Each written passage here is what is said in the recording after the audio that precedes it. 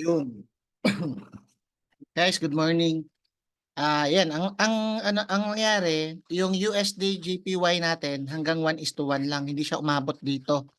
Pero sa una pa lang, 'di ba sinabi ko na sa live chat na medyo may FOMO siya kasi yung CAD JPY at saka Euro JPY, same sila ng galaw nito. Same sila ng galaw pero ang nangyari kasi dito sa Euro JPY, nagkaroon dito ng displacement 1, 2, 3.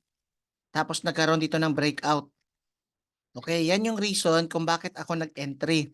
Pero sa Euro JPY, dito banda guys, 1, 2, may halo yan lahat, may halo. Tapos yung sa JPY naman is may halo. Kaya dito, hindi pa time para mag-entry, kumbaga dito tayo nag-entry sa pangalawa. Pero yung USD JPY biglang nag-iba. Yan parang ano siya guys, parang anong tawag dito? Iba yung ano niya, parang iba yung candle niya, tsaka parang hindi yan nire-respect. Kaya medyo may FOMO sila na tatlo.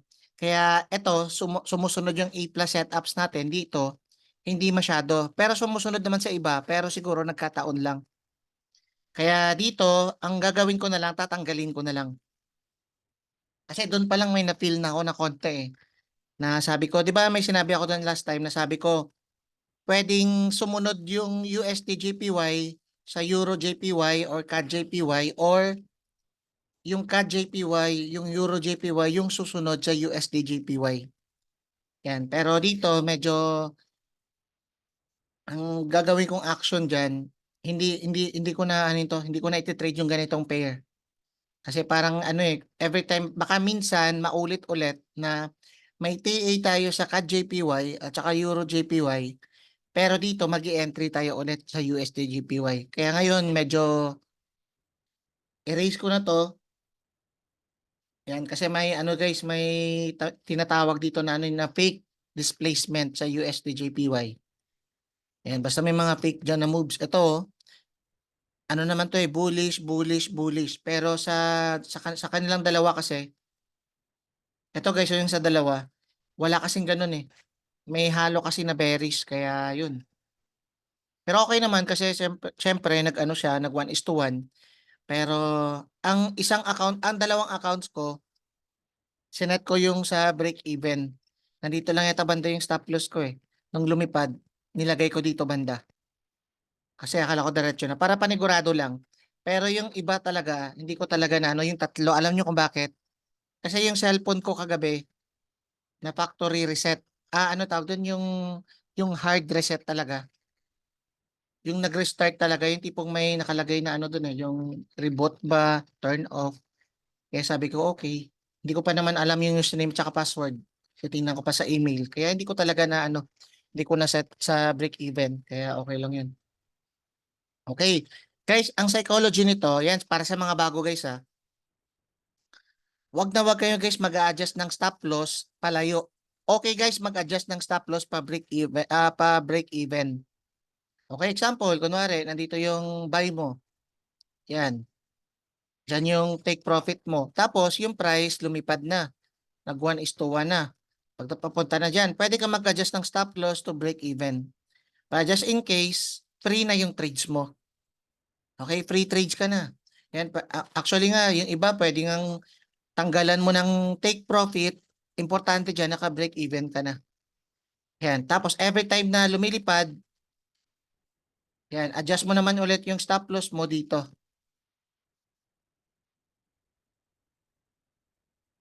Yan, kumbaga, nandito yung stop loss mo, no, nag-break even ka na, tapos lumipad na. Yan, wala ka ng TP. Kahit ano dyan, hayaan mo lang, tapos ilagay mo yung stop loss mo dito. Sa last swing lagi. And then, lumipad ulit. Yan, lagay mo na naman yung stop loss mo dito. Ganon minsan guys eh. Pero minsan ko lang to guys ginagawa pag ano, pag yung tipong matindi talaga yung confirmation sa 1 day at saka sa pag merong continuation pattern sa 4 hour time frame na A+ setups. Okay, pero madalas ang ginagamit ko 1:2 lang, first order block or sa taas nito. Ganun lang. Pero guys, tanggalin ko na to guys, yung USD JPY. Wala na to sa list ko. Kasi parang hindi healthy yung ano niya guys eh. Hindi yung healthy yung ano niya dito sa JPY at saka sa Euro JPY. Kumbaga, naapektuhan yung psychology ko at saka medyo may FOMO ako dyan. Kaya ang gagawin natin, susolusyonan natin. Ganun lang kasimple, tanggalin mo lang. Yun. Tapos na. Yun. At the same time, ganito yan. Ito na, dito na magkakaroon ng test. Yan. Every time na hit yung stop loss mo, ano yung magiging pakiramdam mo? O guys, 17 wins. Sabihin natin 17 wins or kahit 10 wins ka lang. Tapos na-hit yung stop loss mo isang beses, anong pakiramdam mo nun? Guys, bigyan ko kayo ng ano guys ha, para long term tayo. Tuturuan kita ng tamang pag-approach sa market. Okay? Okay ba yon? Okay, dahil A plus setups ka naman, di ba? Tanggalin mo sa mindset mo yung salitang puro wins. Di ba? Yan yung motto natin. Alam na mga old student ko yan. There's always room for mistakes. Kaya nga may risk management tayo eh. Every time na maglalagay ka ng stop loss, every time, kunwari, titrade ko to. Coach, titrade ko to. Okay, ito yung stop loss ko. Coach, ito yung TP ko. Okay, di ba dapat calculated yan? Kaya nga may module tayo guys eh. How to compute your risk. Okay? Kunwari, naglagay ka dito ng GBP and CD. Yan, psychology na naman tayo ulit plus risk management. Okay. Kasi guys, maraming bago guys eh. Kaya sorry guys, topic ko lang para at least ma-reminding kayo. Kasi may isang talo ako. Siyempre sa iba, pag baguhan ka, pag hindi ka pa umaattend ng training ko, first time mo, siyempre medyo kakabahan ka nun, iba pa yung mindset mo. Baka nag-cut ka. Yan, sa USD JPY mamaya tuturuan kita dyan. O kunwari, ito, GBP NCD, ito yung stop loss ko, 44.3 pips. Meron akong coach, meron akong $500 lang. Okay, ang risk ko coach, gusto ko lang ng 3%. Yung stop loss pips, ito, 44.3 pips. Katabi ng 0.22%. Okay? Bali, 44.3. 44.3. Yan yung stop loss pips natin. Every time nagtitrade ako, gumagamit ako ng calculator. Okay? Uunahan na kita.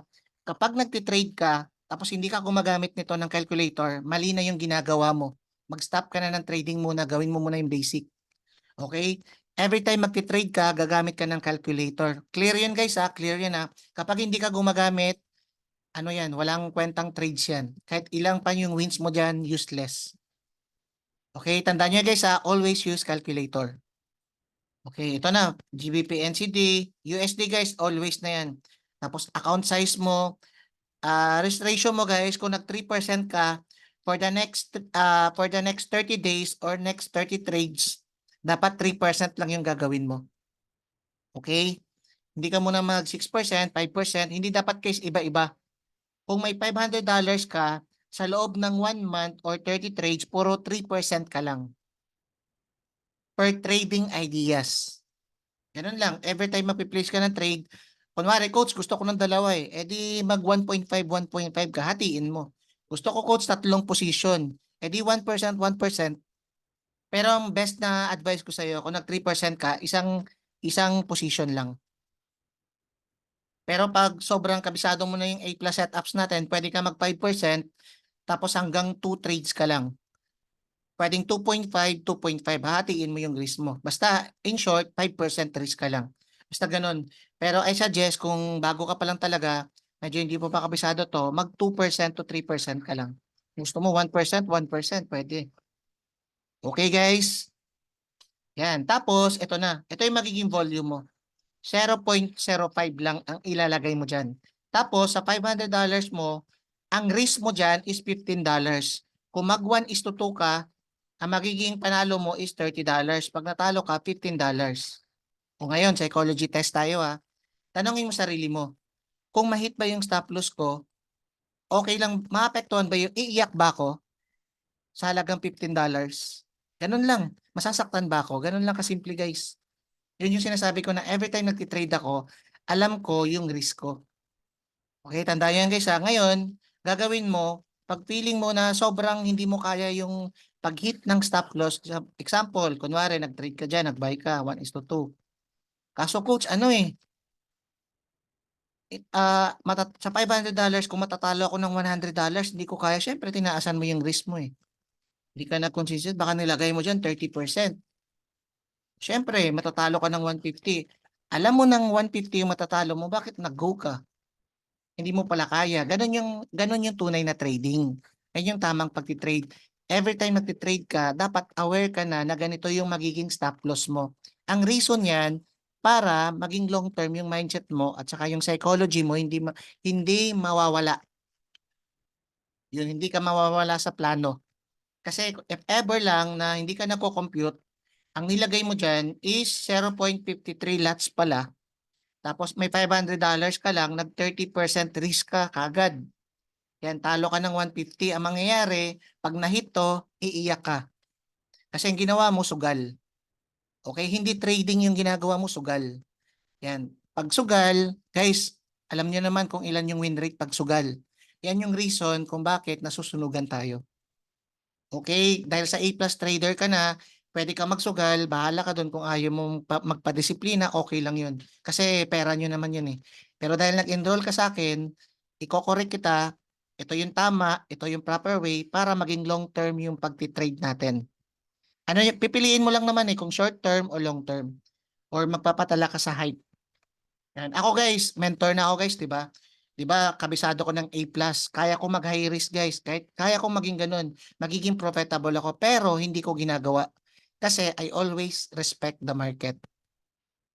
Nire-respeto natin guys yung market kasi anything is happen for the sa market. Kumbaga hindi natin alam kung lilipad yan o babagsak. Ang tanging nagsasabi lang na lilipad yan, babagsak yan is mga newbies. O ngayon, kung newbies ka, okay lang yun. Pero dahil nag-enroll ka sa akin guys, tuturuan kita ng tamang way. Tamang approach sa market.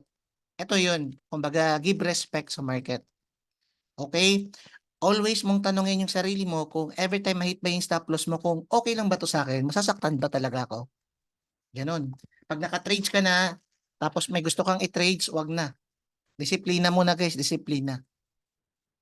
Pero kung type mo talaga, gusto mo talagang i-trade lahat, hanggang I suggest guys hanggang 2 lang. Tapos hatiin mo yung risk mo.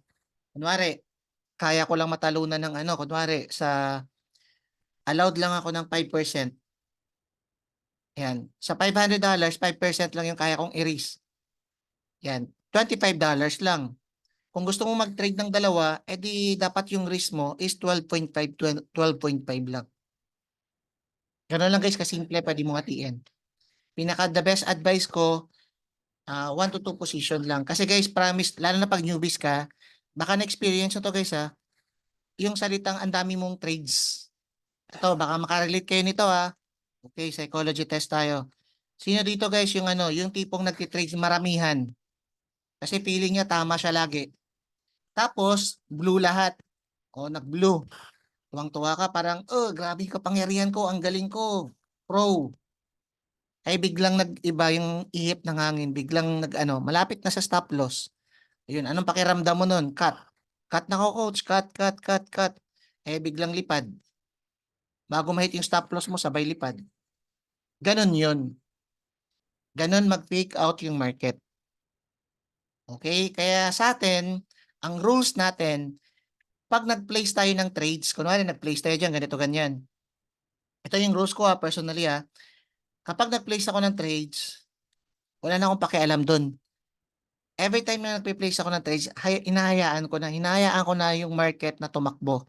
Kahit pumunta siya dito, okay lang. Basta importante, pinalo ko yung trading plan ko. Never ako magka-cut guys. Never na ako naglalagay ng adjust, adjust, adjust. Wala. Kung cut, cut. Tapos, kung na-hit yung stop loss ko tapos sabay lipad, importante, sinunod ko yung trading plan ko na dapat panalo sana. Yung tipong nandito yung stop loss ko kunwari. Kaso, yan guys yung pinakamahirap na stage, yung psychology. Kasi yung kalaban mo dyan yung sarili mo. Yan yung pinakamahirap. Hindi naman strategy. Labas na dyan yung strategy naman. Kasi sa strategy, may mga mali talaga yan. Walang perfect na strategy. Pero syempre, bonus na lang kapag may A+ setups ka na katulad nito sa atin na sobrang ganda talaga. Pero wag lalaki yung ulo na puro wins na lang lahat. Okay? Kaya kahit ako personally, kahit sobrang laki ng win rate nito, never ako nagre-race nang hindi ko kayang panindigan. Yan. Yan, kunwari, ito. Guys, huwag kang magka-cut. Okay? Kahit papunta na dito yung price, malapit na ma-hit yung stop loss mo, matatalo ka na, okay lang. Hindi ka naman matatakot eh kung nag-compute ka naman talaga eh. Kung willing ka naman talaga mawala. Okay, kung na-hit man yan, tapos sabay TP, okay lang yun. Part talaga yun ng game. Ang, ang ano kasi dyan, ang magiging struggle nyo lang dyan sa pagiging trader talaga kasi kung gaano mo siya matanggap sa sarili mo na may ganitong talaga nangyayari. Kapag hindi mo pa 'to natatanggap, puro kumbaga kung ano yung magiging reaction mo every time na nananalo ka or natatalo ka. Yun yung basihan ng long-term trading, kung papaano ka mag-react. Kung mag-i-emo-emo ka diyan kasi hindi ka nagko-compute ng risk, kunwari na nag-trade ka, na yung stop loss mo kasi hindi ka nag-compute ng risk, o ano mangyayari? Ang gagawin mo, magre-revenge trading ka. Magbabakasakali ka sa isang setup tapos lalakihan mo yung taya.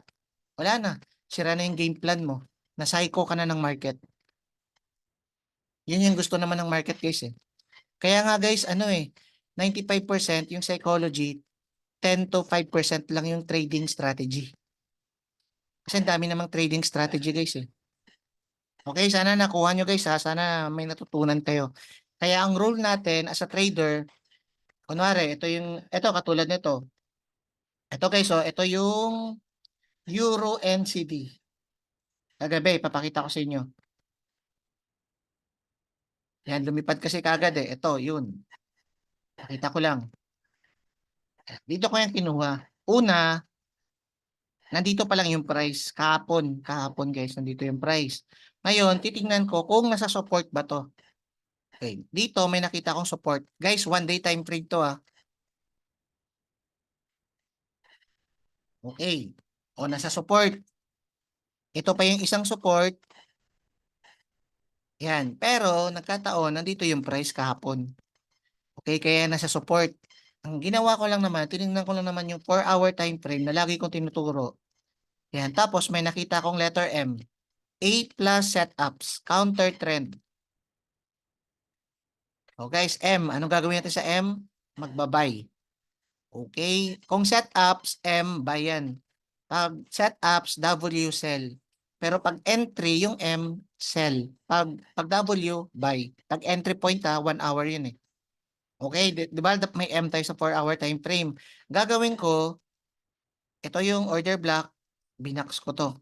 Okay, nag-touch. Okay, nag-touch. Nag-touch na. Punta ko sa 1 hour time frame. Boom. Ito yung 1 hour.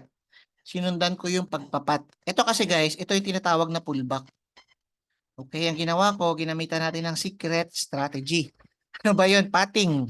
Ito oh, pumunta dito, okay, pumunta dyan, then ganito, pumunta sa dyan. Sabi ko, hindi to consistent, 1, 2, 3, hindi yan. Pero patting pa rin yan. Tapos ito na, nakakita ko ng displacement. Sabi ko, ito displacement, 1, 2, 3, 4. Pag nilagpasan to, pwede na ako mag-buy. Kaso walang nakalagpas dyan, bumagsak, pumunta dito, hindi pa rin nakalagpas sa displacement. Ang nangyari, bumagsak, may another displacement akong nakita. Saan yun, coach? 1, 2, 3. Okay, bumagsak kayo. So, at least meron ditong 2 candles pabagsak. Kaya valid yung pagbagsak nito kasi dalawang bearish yan. Pero umangat, 3 green. Kung may halong ano dito, black, dito sa gitna, hindi ako magti-trades. Kaso, binigyan tayo ng consistent na bullish, bullish, bullish. Kaya ginawa ko, nag-antay ako ng 2 candle dito para lalagyan to ng marka. Nung nagkaroon, hangga't walang 2 candle dito guys na bearish, wag mo tong lalagyan ng marks, okay? Nung nagkaroon na ng 2 candle, okay, sabi ko sa sarili ko, late ko na nga nakita eh, parang nandito na yata sa breakout eh. Tapos pag entry ko, sabay lipad na. Kaya sabi ko, hindi ko na isi-signal to. Late na. Nung nag-type ako guys, sabi ko, nagkaroon guys ng valid breakout. Nandito na yung price. Nandito na yung price nun. Dapat yung entry point nun nandito. Kasi nag-breakout na eh. Ito guys, so ito yung nag-breakout to. Yan. Saan yung BIC natin? Ito. Last candle bago bumagsak. Kaya tingnan nyo guys, nakukuryente sa area na to. Ang nangyari, pagka-breakout dito, yan, pagka-breakout dyan, Late ko na yan nakita pero nandito na kasi guys eh. Naka-entry ako dito tapos nagda-type pa lang ako biglang lipad na. Kaya sabi ko nung nag-type ako na sabi ko guys may setup tayo sa ano sa Euro NCD pala pero guys sorry na late na tayo. Yan, kumbaga nandito na yung price nun. Okay, pero yung entry point guys, ito guys oh, displacement 1, 2, 3. Okay, ng breakout, pwede ka mag-entry dyan, kahit saan dyan, stop loss mo kahit dito. Tapos take profit, ito. Ito guys oh, yan. Ito yung first order block. Hindi to guys, first order block ko ah. Kasi may halo yan guys eh. Sa akin hindi yan valid. Pero dito kasi merong bullish, bullish, bullish. Kaya dito ako kumuha ng order block. Ibig sabihin, every time na magtatas yan dito sa box, pwede yan mag-reverse pa. Parang pwedeng mag-pullback or mag-reverse. Kaya dapat naka-exit ka dyan. Pwedeng dito, dito, or dito, sa gitna. Depende sa'yo. Yan yung reason bakit panalo na naman ulit. Okay, pero dalawang trades lang yung nilagay ko dito. Yung tatlo kasi nag-restart yung cellphone ko guys eh. Kasi nawala talaga lahat. Ano tawag dun yung reset. Parang ganun. Sabi ko pa paano kaya nandun lahat yung mga username password ko. Nakalimutan ko kasi guys. Pero check ko na lang sa mga email. Kaya yun. Okay? Basta guys, psychology guys ha, tandaan nyo. Useless yung A plus setups kung wala kang trading psychology at the same time, hindi ka nagko-compute ng risk. Every time nagtitrade ako, best friend ko na to, yung calculator na to. Hindi pwedeng mag-trade ako na wala to. Kung kunwari, just in case na busy ako, tapos may trade, tapos walang calculator, hindi na lang ako mag-trade. Kumbaga tatahimik na lang ako. Kumbaga kunwari, nasa labas ka, tapos medyo nag-aalangan ka mag-compute, tapos ganun. Basta guys, nakatatak na sa isip ko na hindi talaga mag-trade hanggat hindi mo to ginagamit. Okay, kasi dito kasi yung stop loss kasi yung ibig kong sabihin. Para malaman mo kung ilan yung stop loss na pwedeng ikatalo mo. Okay, kung alam mo naman pala, bakit ka iiyak? Kasi guys, every time na ano guys, psychology kasi yan guys, yung trading. More on psychology. Hindi naman to guys pagalingan ng strategy lang. Kaya kung strategy lang habol mo, ang dami sa YouTube, ang dami dyan, ang dami lahat. Pero hindi ka magiging consistent, profitable trader kung wala kang psychology at the same time, risk management. Yung risk management, nakakonect yan sa trading psychology. Tapos nakakonect naman yan sa winning trades. Kaya dapat yung tatlo na yon na tinuturo ko, dapat mag-align yun. Hindi pwedeng mag-trades ka na hindi kompleto yung tatlo na yon. Okay, kunwari, meron tayong A plus setups. Malupit na yung trading psychology mo, hindi ka nagka-cut. Pero ang taas naman ng risk mo. Wala rin, hindi ka matatahimik niyan. Hindi ka rin makakatulong niyan. Kasi ang role natin as a trader, ang goal natin as a trader, kumbaga mag-trade tayo guys na walang emotion, kumbaga hindi mo ilalagay yung emotions mo sa iisang trades lang. Okay, kahit matalo ka diyan ng ano, ito kasi guys, so ulitin ko naman ulit yung ano guys, yung para sa mga bago lang guys, bigyan natin sila ng chance. Okay, example, may 1:2 tayo tapos meron kang ano, $200. Ito ipakita ko lang sa iyo yung worst case scenario. Meron kang $500 USD capital. Bilisan ko lang. Tapos, meron kang risk na $50 per trade. Okay? Ang score mo, ang score natin, sabihin natin na 8 wins, 7 losses. Guys, worst case to Worst, sige, ito na lang para mas makatotohanan. Para mas, kumbaga, worst na case. Pero imposibleng mangyari to guys sa A plus setups ko.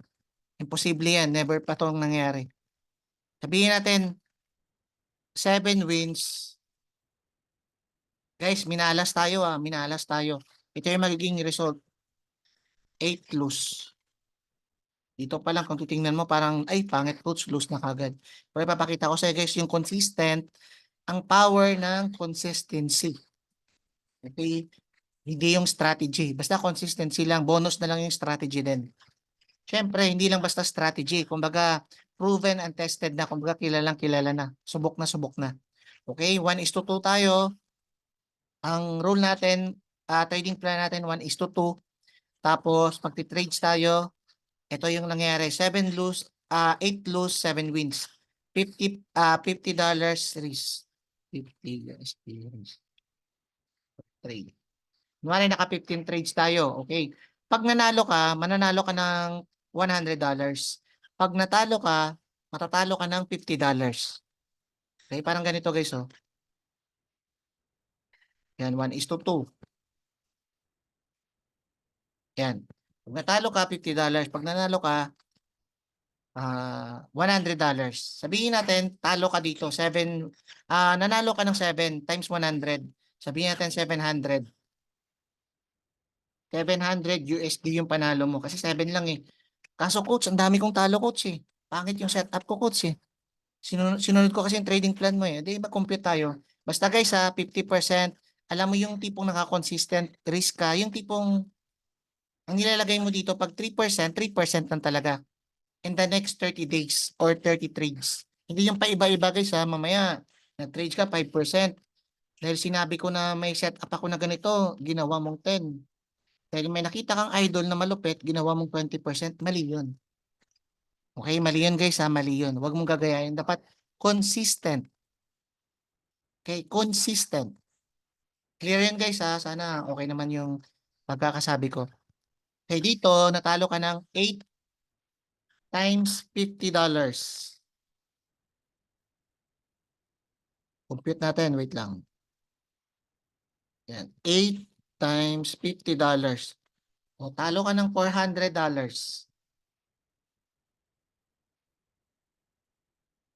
Ayun. Ilan yung trades mo guys? 15. Ilan yung lose mo? Ang dami coach, 8. Natalo pa yung wins. O at the end of the day, dumagdag sa portfolio mo, meron kang $300. Ang tanong, profitable ka? Yes. Pero may lose. Ganun yun.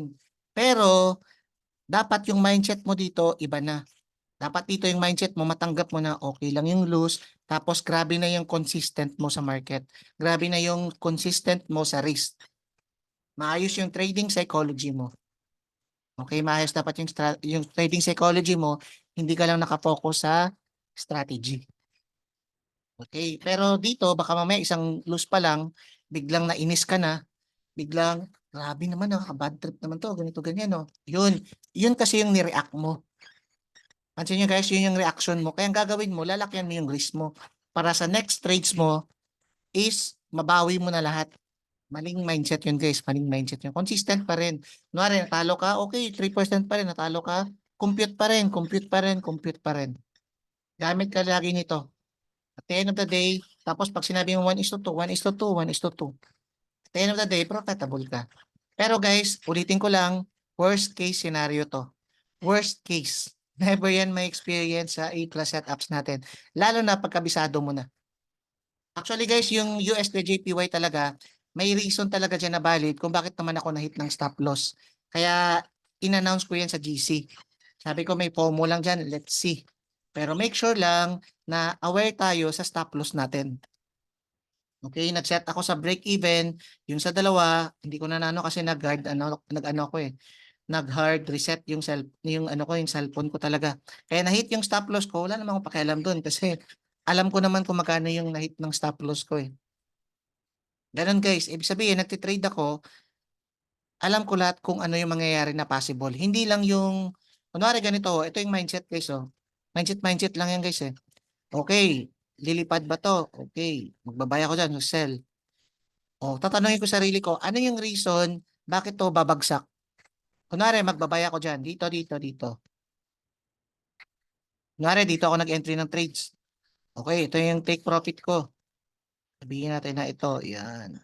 Okay, ba nag-trades ako dyan? Ito yung ganito ako mag-isip guys ha, para at least may idea din kayo. Alam niyo ng iba. Okay, magti-trades ako ng ganito, nasa trading plan ko na, pasok lahat, naka-risk management, natanggap ko na, alam ko na kung magkano yung tatalo ko dito. Kunwari may $1,000 ako, $50 yung allowed sa akin, tanggap ko yun, alam ko yun, i-go ko siya. Tapos tatanungin ko sarili ko, ano yung reason para ma-hit yung stop loss ko? Kasi nagbaya ko dito guys eh. Ano yung reason bakit siya babagsak? Ano yung reason din bakit siya lilipad? Siyempre nag-entry na ako, ibig sabihin palipad na yung bias ko. Pero tinatanong ko yung sarili ko, ano yung reason para ma-hit yung stop loss ko? Tiniti ko rin. Wala, hindi ganyan. Ito kasi guys, ang reason kasi bakit to lumipad, dito, hindi to valid na ano, hindi to valid na, hindi to valid na resistance. Alam niyo kung bakit? Bullish, bullish, bearish, bullish. May halo. Kung bago ka pa lang sa akin, medyo nakakalito talaga yan. Siyempre, normal lang tawag doon. Consistency lang guys. It takes 3 to 6 months. Kahit 1 year pa guys, okay lang. Pero sinisigurado ko sa iyo na every time na pupunta ka sa Zoom ko, ngayon nga 'di ba? 'Di ba yung mga bagong sumali sa Zoom, may natutunan ba kayo sa akin about psychology? 'Yun. How much more pa kaya kung lagi tayong magso-Zoom, lagi kang present. Anong power ng isip natin yung meron ka nun? Ganun lang yun guys, ganun lang. Kumbaga may sasacrifice ka lang. Yan dito naman, tiningnan ko, hindi masyadong consistent. Candlestick behavior, tingnan nyo, may halo. Hindi to malakas na ano. Ito yung nakita ko. Kasi consistent 1, 2, 3. Boom. Yan ending, dun nga. Kaya ako, aware ako na pagdating dito sa box na to, dapat naka-exit na ako. Kasi dito, possible mag-pullback. Hindi ko alam kung magpo-pullback pa dito or pullback dyan, sabay lipad din pala. Basta sa atin, yung exit natin, okay na. Yun, ganun yun guys, ang ibig ko sabihin. Okay, sana guys may natutunan kayo guys ha. Hindi lang puro strategy, yan, hindi lang puro. Tapos ayan, meditation. Kahit simple lang to, actually talaga yung pinaka biggest problem ko talaga ngayon yung username password ko eh. Hindi ko talaga alam kung saan na eh. Kaya nagsasalita lang ako ngayon pero sa isip ko, ano kayang username password ng ano ko? Laki pa naman ng fans nun. Pati yung live account ko guys, hindi ko rin alam. Pero mamaya hanapin ko sa Google ko talaga. Pero syempre, bago ko ginawa yun, nag-zoom pa rin ako. Hindi ko pa naayos eh. Ayun guys, ito lang yung gusto kong sabihin. Yan, lahat to guys, panoorin nyo multiple times. 10 times, 20 times, 30 times. Kung napapangitan ka na nito, punta ka sa YouTube ko. Nandun lahat ng Zoom natin about psychology. Imposibleng hindi ka talaga matututo doon. Ang problem lang doon, kung tatamarin ka. Kasi 'di ba nag-enroll kayo sa akin para matuto. Ayan, nagla-live ako, tapos naka-record na lahat. Ayan. Ang reason lang kung bakit hindi ka talaga matututo is nag-enroll ka lang tapos hindi mo naman talaga pinag-aralan. Ganun lang 'yun. Kumbaga nag-enroll ka lang sa gym, hindi ka naman nag-workout. Hindi talaga lalaki yung katawan mo. Kaya 'yun yung reason kung bakit may mga student pa rin na hindi pa rin talaga napag-iiwanan. Ay coach, busy ako eh. Eh coach, lahat naman tayo guys, busy guys eh. Ano lang yan, time management lang yan. Pag gusto mo talaga, gagawa mo talaga ng paraan yan. Ganun yung mentality ko guys. Kasi dito, dapat, ang mentality natin, dapat leader type.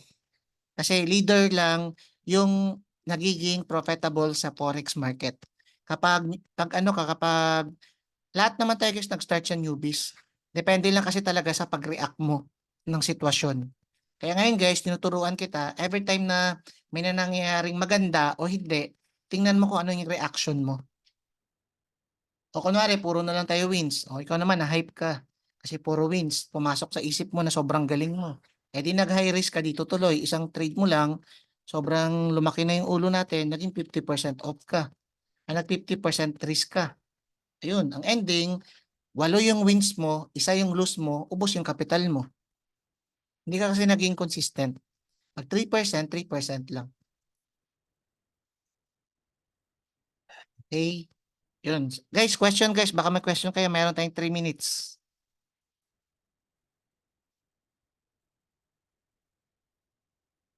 Question.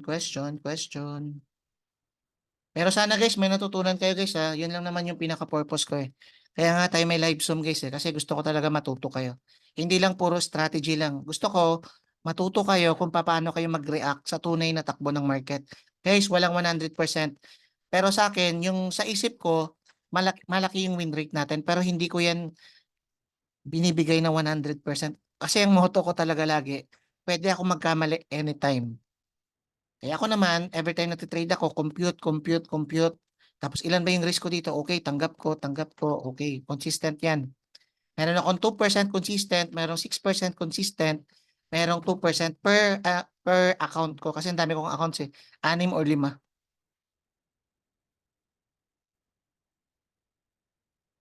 Kunwari, nag-start ka sa 3% rule. 3% lang. Kung dalawa, pwede mong i-divide 1.5, 1.5 ka. I-divide mo guys. Hindi pwedeng mamamaya nag 3% rule ka ha. Nag-trade ka ng tatlo tapos trade mo 3%, 3%, 3%. Mali yun. Mali yun guys, as in mali yun. Mamaya kasi nag-trade ka 3%, 3%, edi 9% na yun. Ganun yun guys, dapat consistent lang sa 3%. Yung kaya lang mawala. Kaya I suggest at least 1 to 2 position lang. Okay, kasi guys, pag marami, once na nag-red yan lahat, mas grabe yung kaba. Ilang beses ko na naranasan yun sa crypto at saka sa forex dati. Ng mga newbies pa ako. Kasi ako kasi yung taong ano yung tipong katulad nyo rin. Yan, masyadong na-hype sa strategy. Tapos ang laki ng belief level ko kagad sa sarili ko pag nananalo ako. Kaya yun, tinuturo ko ngayon yung mga ano. Kumbaga based on my own experience yun guys. Pero sa based on my own experience na yun, million yung nawala sa akin. Kaya kung may million ka, kinig ka na kagad sa akin, kapital mo na lang yun, palakihin na lang natin.